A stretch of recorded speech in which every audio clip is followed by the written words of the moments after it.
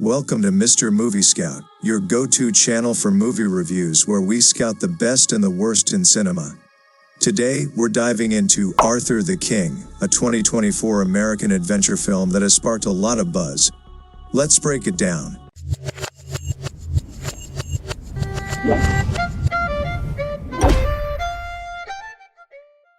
First, let's talk about the production. Arthur the King was brought to us by Lionsgate Canada, Tucker Tooley Entertainment, and Mark Canton Productions and presented by Lionsgate.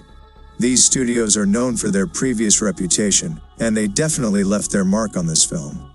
The movie is directed by Simon Cellan Jones, who has previously worked on The Family Plan and The One and Only. In this film, Simon Cellan Jones brought a sense of authenticity and adventure to Arthur the King. He filmed in real locations in the Dominican Republic, capturing intense action scenes with a focus on realism. His direction emphasized the emotional bond between the characters and the dog, Arthur, blending high-stakes adventure with heartfelt moments. The film's tone is both thrilling and inspirational, reflecting the true story's spirit.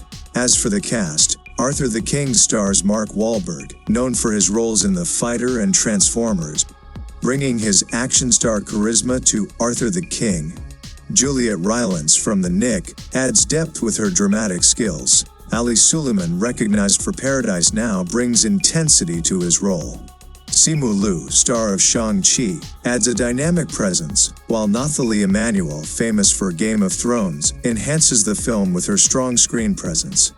Together they create a compelling ensemble for this adventure film. Now let's dive into the story. Arthur the King as follows.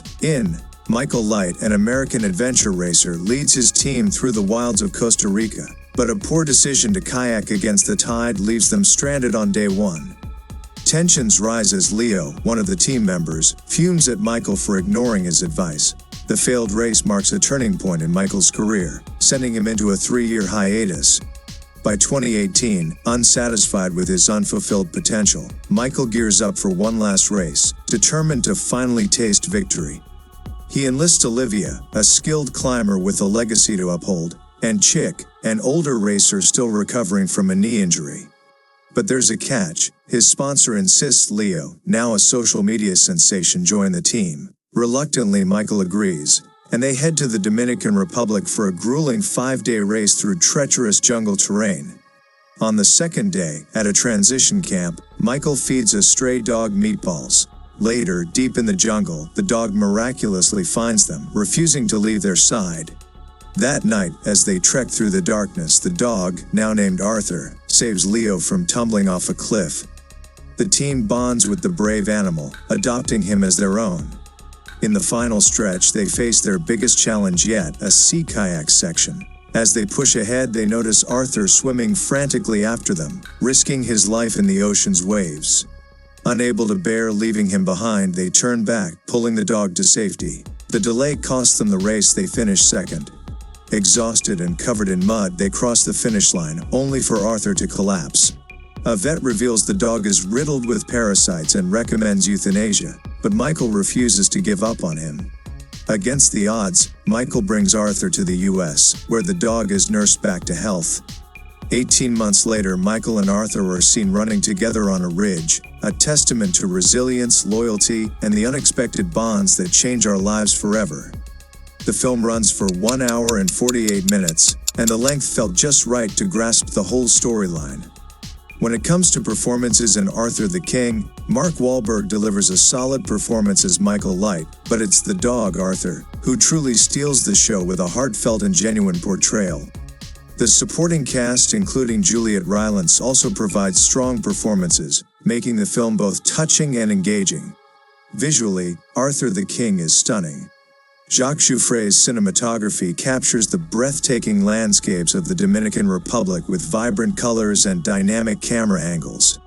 The lighting enhances the emotional depth of scenes, especially during the intense race sequences, while the special effects seamlessly blend with the natural environment, making the film visually immersive.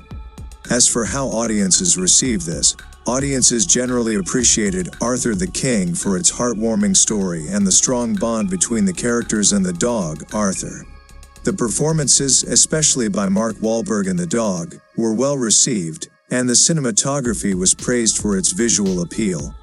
However, some viewers felt the plot was somewhat predictable. Overall, it was seen as an enjoyable and touching film.